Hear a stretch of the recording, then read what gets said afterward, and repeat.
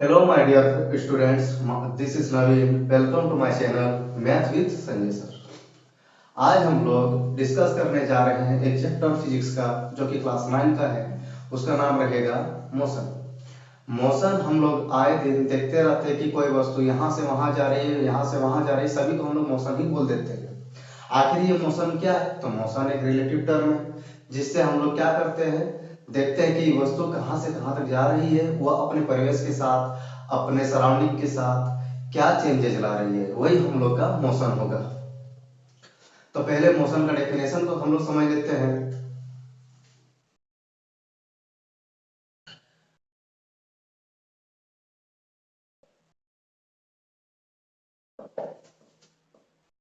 If the object change its position with time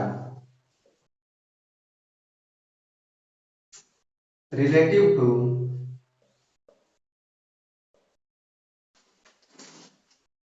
it's surroundings,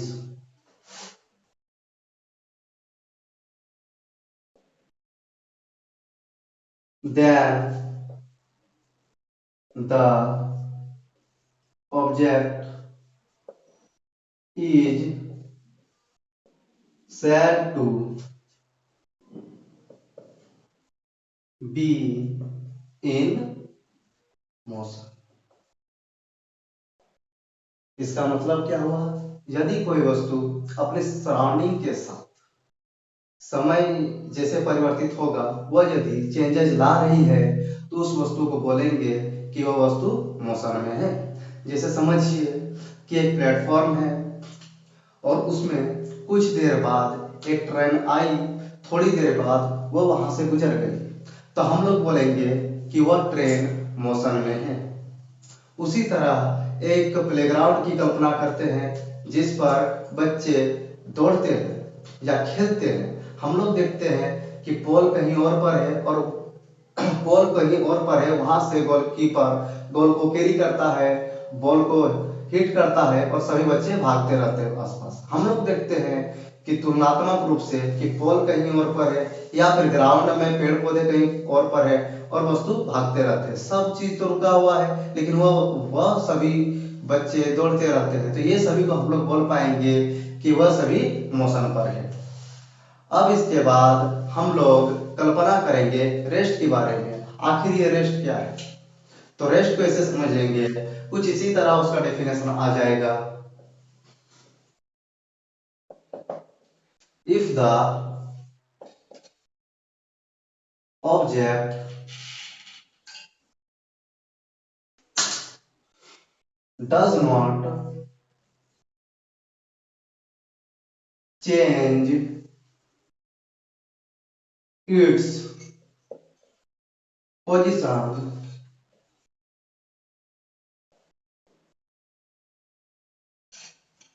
with time relative to its surroundings,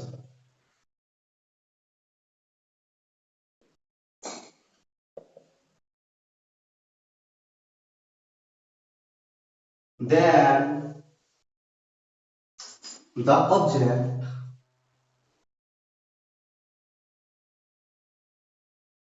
said to be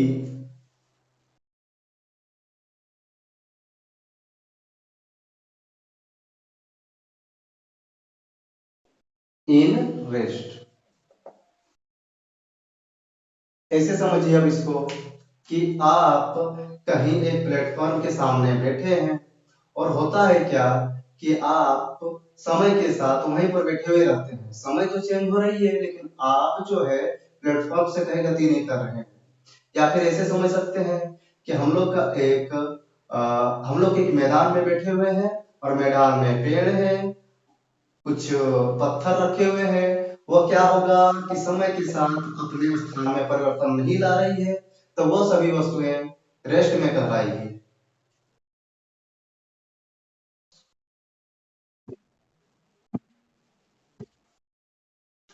जैसे कि कोई वस्तु motion में है तो मोशन का अलग अलग टाइप्स होता है, circular motion, rectilinear motion, rotational motion, ये सभी होती हैं।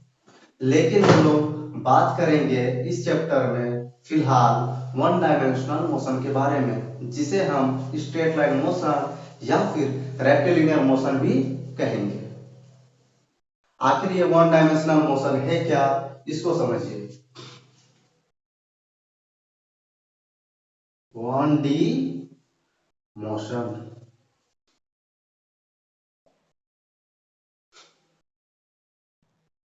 If a object, if an object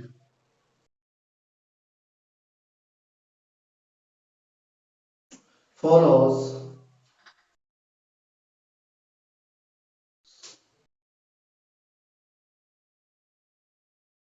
straight path,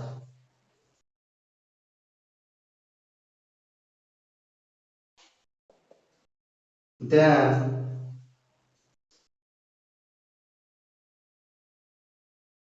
we said its motion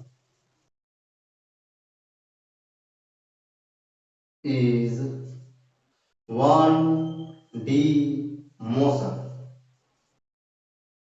और वन डी मोशन को और क्या बोल पाएंगे, रेक्टिलिनियर मोशन और स्ट्रेट लाइन मोशन।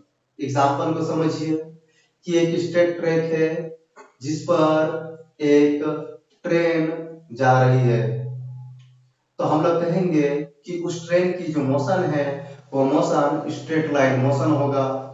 ये एक सड़क है जो कि एकदम सीधी है, उस पर यदि कार, बाइसाइकिल ईटीसी चल रही है तो हम लोग कह पाएंगे कि उसकी मोशन जो है स्ट्रेट लाइन मोशन में है। Thank you class.